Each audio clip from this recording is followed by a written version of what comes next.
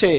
تو پہلے 3 مرتبہ نبی پاک نے ایک ہی شخص کا نام لیا، فرمایا علی سے، علی سے، علی سے، پھر فرمایا ابو ذر غفاری سے، پھر فرمایا جناب مقداد سے، پھر فرمایا سلمان فارسی سے۔ رب نے مجھے کہا ان سے پیار کرو، حضرت ابو ذر غفاری۔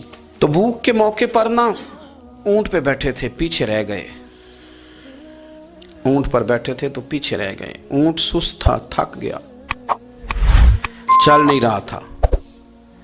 حضرت ابو ذر غفاری رضی اللہ تعالیٰ عنہ پہلے تو اسے لے گئے یہ گاؤں میں کہ اونٹ بیمار ہو گیا، اس کا علاج کرایا، لیکن جب وہ ٹھیک نہ ہو سکا نا تو اونٹ وہیں چھوڑ دیا۔